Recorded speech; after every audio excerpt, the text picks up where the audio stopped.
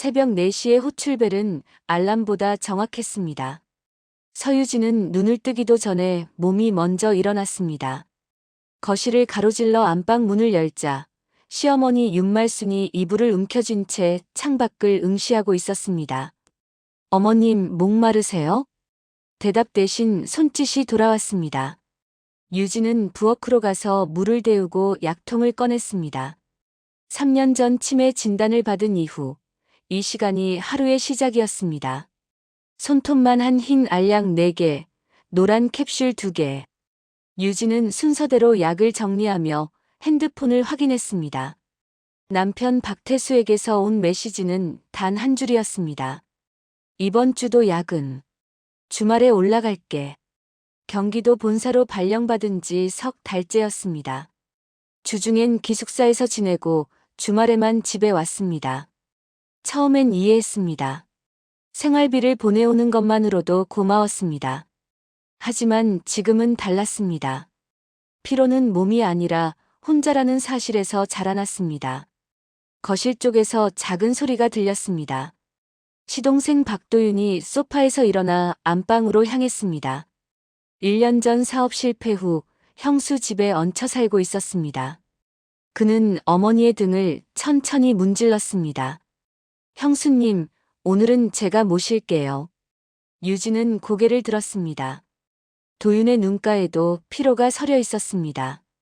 그는 새벽마다 거실로 나와 어머니께 담요를 덮어드렸습니다. 형이 없는 자리를 메우려는 듯 조용히 움직였습니다. 괜찮아요. 제가 할게요. 형수님도 좀 쉬세요. 어젯밤에도 2번 깨셨잖아요. 두 사람은 식탁에 앉아 간병일지를 펼쳤습니다. 체온 36.8도, 식사량 절반, 수분 섭취 700ml. 같은 전투를 치르는 전우처럼 시선이 몇 번이나 스쳤습니다. 도윤이 먼저 펜을 집었고 유진이 날짜를 적었습니다. 오후 2시, 방문간호 코디네이터 김나래가 찾아왔습니다. 그녀는 태블릿으로 돌봄 분담표를 보여주었습니다. 주말엔 남편분께서 담당하시면 어떨까요? 유진이 핸드폰을 꺼내 태수에게 전화를 걸었습니다. 그는 회의 중이라며 메시지로 답했습니다. 돈 버는 내가 기여 중이야. 주말엔 쉬어야지. 유진은 화면을 껐습니다. 나래는 아무 말도 하지 않았습니다. 그날 밤 윤말순이 멈칫하더니 중얼거렸습니다. 우리 작은 애랑 저 아가씨 잘 어울린다. 유진과 도윤의 손이 동시에 멈췄습니다. 시어머니는 이미 눈을 감고 있었습니다. 두 사람은 서로를 보지 않았습니다. 하지만 공기가 달라졌습니다. 무언가 조심스럽고 위태로운 것이 그들 사이에 스며들기 시작했습니다. 시어머니의 말은 병증의 산물일 뿐이었습니다. 유진은 그렇게 스스로를 설득했습니다. 하지만 그 언어는 공기처럼 남아 두 사람 사이를 미세하게 밀어붙였습니다. 도윤과 마주칠 때마다 시선을 피하게 되었고 함께 있는 침묵이 전보다 무거워졌습니다. 새벽 루틴은 더 정교해졌습니다. 도윤이 어머니를 욕실로 모시면 유진은 침대 시트를 갈았습니다. 도윤이 등을 씻겨드리는 동안 유진은 따뜻한 수건을 준비했습니다. 물소리가 멈추면 유진이 약을 건넸고 도윤이 물잔을 받쳤습니다. 오늘은 손떨림이 덜하시네요. 네, 좋은 징조예요. 호흡이 하나의 리듬을 만들었습니다. 말하지 않아도 다음 순서를 알았고 눈빛만으로 필요한 것을 짐작했습니다. 그 익숙함이 유진을 불편하게 만들었습니다. 금요일 저녁 태수가 돌아왔습니다. 현관문을 열자마자 소파에 들어 누웠습니다. 어머니는? 주무세요. 힘들었어? 유진은 고개를 끄덕였습니다. 태수는 핸드폰을 들여다보며 말했습니다. 그게 뭐가 그렇게 힘들어? 병원 가면 되잖아. 유진은 입을 열었다가 다물었습니다. 설명할수록 더 고립되는 기분이 목구멍을 막았습니다. 새벽마다 깨는 일, 기저귀를 가는 일 같은 질문에 20번을 답하는 일. 그것들을 말로 옮기는 순간 하찮아 보일 것 같았습니다. 도윤이가 많이 돕는다며. 네, 많이요. 태수는 더 이상 묻지 않았습니다. 주말 내내 그는 거실 소파에서 야구 중계를 보거나 낮잠을 잤습니다. 어머니가 호출벨을 누르면 유진이나 도윤이 일어났고 태수는 소리를 듣지 못한 척했습니다. 월요일 오전 이웃 박 여사가 쓰레기를 버리다 유진을 붙잡았습니다. 밤마다 벨소리 들려요. 힘드시겠어요? 괜찮습니다.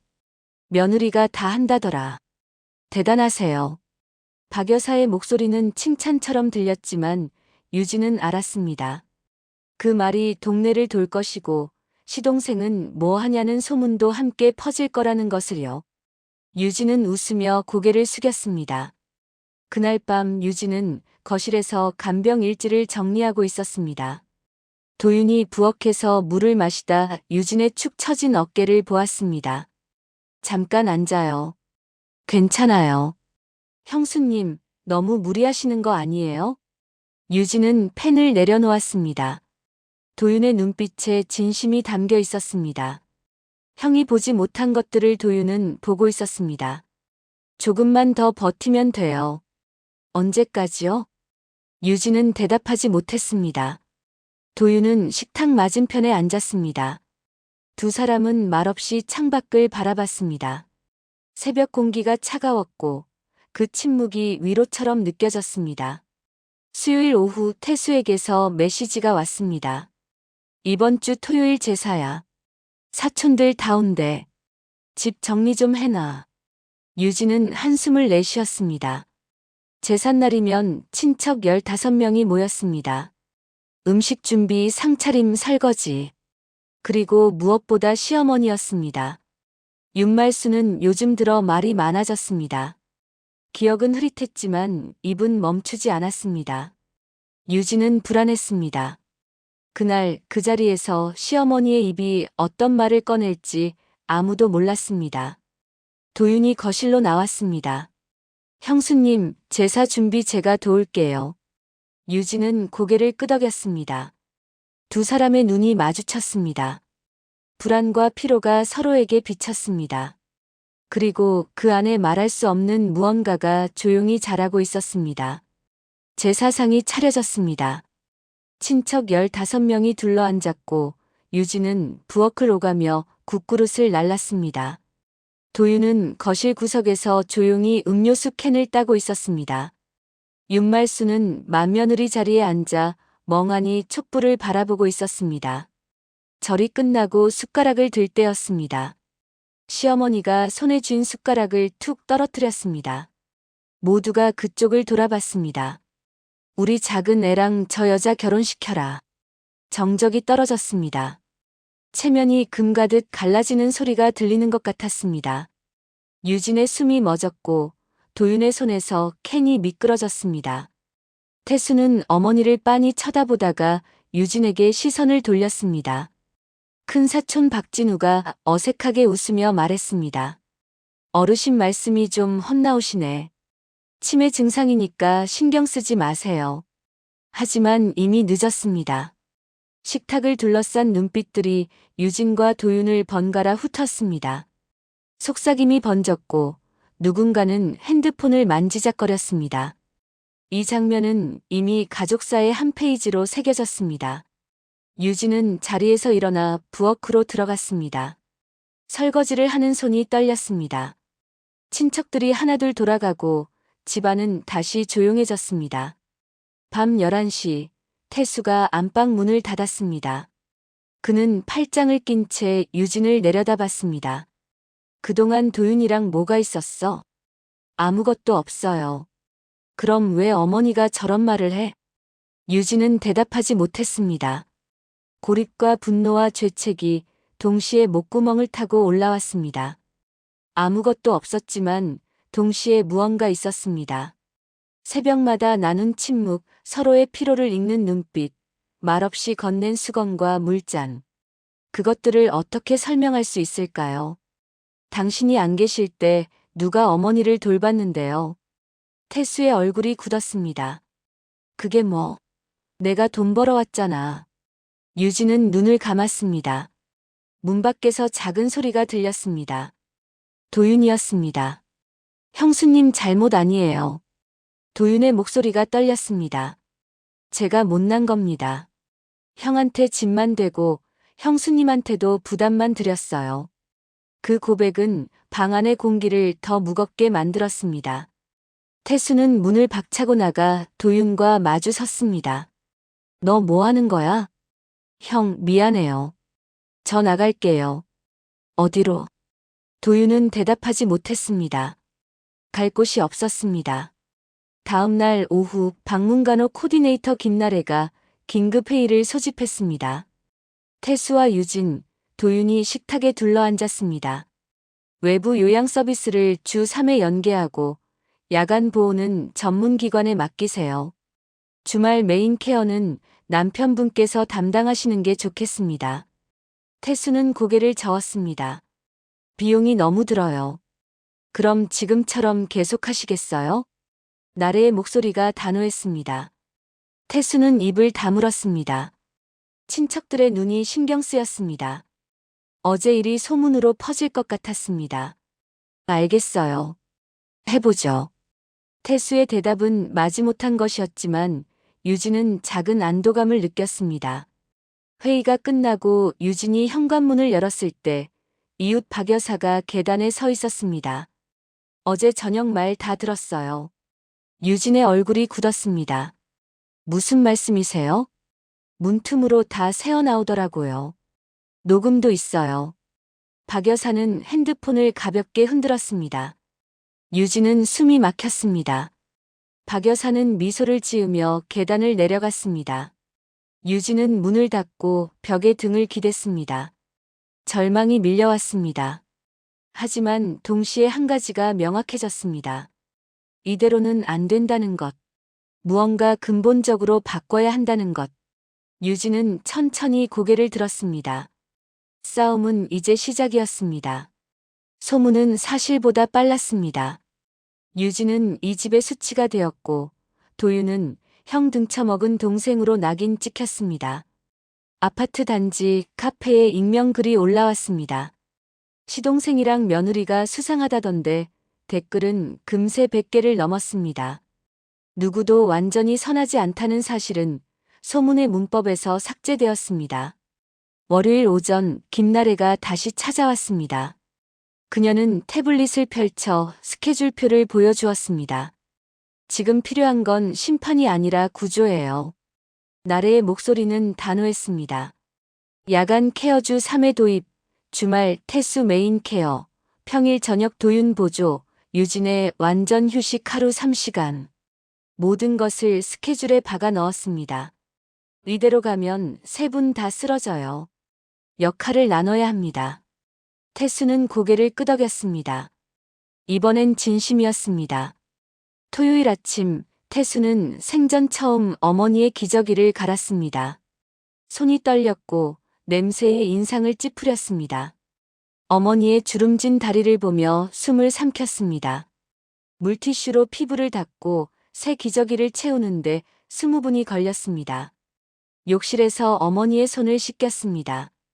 따뜻한 물에 손을 담그고 손톱 사이를 닦았습니다. 어머니가 희미하게 미소 지었습니다. 태수는 고개를 돌렸습니다. 돈이 면죄부라는 믿음이 천천히 깨어지는 순간이었습니다. 그는 말없이 울컥했습니다. 수요일 도윤이 짐을 쌌습니다. 역 근처 원룸을 구했다고 했습니다. 보증금은 퇴직금 잔액으로, 월세는 아르바이트로 충당할 예정이었습니다. 형수님, 그동안 감사했어요. 유진은 고개를 저었습니다. 제가 더 미안해요. 도윤이 침대 프레임을 들어 옮기다 모서리에 손바닥을 베었습니다. 피가 흘렀습니다. 유진이 황급히 구급함을 가져왔습니다. 소독약을 적신 솜으로 상처를 닦았습니다. 손끝이 스쳤습니다. 한때의 온기가 미세하게 전해졌습니다. 두 사람은 동시에 한 발 물러섰습니다. 유진이 밴드를 건넸고 도윤이 받았습니다. 시선은 마주치지 않았습니다. 몸 조심하세요. 형수님도요. 도윤이 짐을 들고 현관을 나섰습니다. 문이 닫히는 소리가 생각보다 작았습니다. 유진은 텅 빈 거실을 바라봤습니다. 안도와 상실이 동시에 밀려왔습니다. 그날 밤 윤말순이 침대에서 유진의 손을 잡았습니다. 눈빛이 잠깐 맑아졌습니다. 나는 누구 딸이었더라. 유진은 한참을 머뭇거렸습니다. 답을 찾으려 했지만 떠오르지 않았습니다. 시어머니의 본가 이야기, 부모님 성함. 모두 흐릿했습니다. 어머니, 오늘은 우리 함께 있는 걸로 충분해요. 윤말순은 고개를 끄덕였습니다. 손을 꼭 쥐었습니다. 유진은 그 손을 놓지 않았습니다. 기억은 사라져도 온기는 남았습니다. 새벽 유진은 창밖을 바라봤습니다. 하늘이 조금씩 밝아지고 있었습니다. 야간 케어 인력이 다음 주부터 투입됩니다. 태수는 주말마다 집에 머물기로 했습니다. 도윤은 떠났지만 가끔 안부를 물을 것입니다. 완벽하지 않았습니다. 하지만 조금씩 나아지고 있었습니다. 유진은 처음으로 깊은 숨을 들이마셨습니다. 내일은 오늘보다 나을 것 같았습니다. 그것만으로 충분했습니다. 태수의 메일함에 파일 하나가 도착했습니다. 발신자는 도윤이었습니다. 제목은 없었습니다. 태수는 파일을 열었습니다. 형, 그리고 형수님께. 위로가 선을 넘는 순간 저는 제자리를 잃었습니다. 형수님은 아무 잘못도 없었습니다. 다만 제가 의지할 곳을 찾다가 경계를 흐렸을 뿐입니다. 떠나겠습니다. 다시 제 발로 서겠습니다. 태수는 화면을 응시했습니다.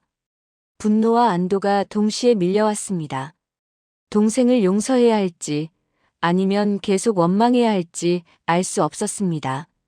그는 파일을 닫고 거실로 나왔습니다. 유진이 소파에 앉아 있었습니다. 태수는 그녀 옆에 앉았습니다. 도윤이가 편지 보냈어. 알아요. 유진의 목소리는 차분했습니다. 그녀는 작은 봉투 하나를 꺼내 태수에게 건넸습니다. 상담센터 동의서였습니다. 용서는 요구가 아니라 선택이에요. 우린 벌써 오래 고장 나 있었어. 간병이 그 고장을 드러낸 것뿐이야. 태수는 동의서를 받았습니다. 서명란을 바라봤습니다. 오랜 침묵 끝에 고개를 끄덕였습니다. 해보자. 가족은 돌봄 분담표대로 움직이기 시작했습니다. 유진은 퇴근 후 3시간 동안 자신만의 시간을 가졌습니다. 강변을 걸었고 오래 샤워를 했고 읽다 만책을 펼쳤습니다. 살아있는 시간이 천천히 돌아왔습니다. 태수는 주말마다 집에 머물렀습니다. 어머니를 위해 죽을 끓이고 손을 잡고 산책을 나갔습니다. 처음엔 서툴렀지만 점점 익숙해졌습니다. 어머니가 그의 손을 꼭 쥘 때마다 뭉클한 감정이 밀려왔습니다. 도윤은 멀찍이서 평일 보조 시간을 지켰습니다. 일주일에 2번, 저녁 8시부터 10시까지. 그는 어머니의 약을 챙기고 물을 떠드렸습니다. 유진과 마주치면 짧게 인사했습니다. 정서적 거리를 유지했습니다. 어느 날 밤 도윤은 노트북을 열었습니다. 임시 저장함에 미완성 편지가 있었습니다. 형수님께. 그는 그것을 삭제했습니다. 대신 구직 사이트 이력서 탭을 열었습니다. 새로운 시작을 준비했습니다. 3달이 지났습니다. 윤말수는 여전히 요일을 헷갈렸고 이름도 자주 잊었습니다. 하지만 가끔 맑은 날이 있었습니다. 유진이 거실을 지나갈 때 그녀가 미소 지었습니다. 우리 집, 오늘은 조용하네. 유진은 고개를 끄덕였습니다. 그 말은 돌봄이 구조화됐다는 작은 증거였습니다. 혼란이 질서가 되었고 절망이 일상으로 바뀌었습니다. 어느 봄날 저녁 유진은 강변을 걸으며 생각했습니다. 간병은 사람을 미치게도 다시 사람에게로 데려오기도 한다는 것을요. 사랑을 지키는 건 뜨거운 감정이 아니라 책임 있는 거리였습니다. 도윤은 이제 다른 동네에서 살고 있었습니다. 가끔 전화로 안부를 물었고 명절엔 얼굴을 비쳤습니다. 그 거리가 적당했습니다. 태수는 유진의 손을 잡았습니다. 서툴렀지만 진심이었습니다. 유진은 그 손을 놓지 않았습니다. 시어머니는 창밖을 바라보며 중얼거렸습니다. 오늘은 날씨가 참 좋구나. 유진은 미소 지었습니다. 기억은 흐릿했지만 지금 이 순간은 선명했습니다. 그것으로 충분했습니다.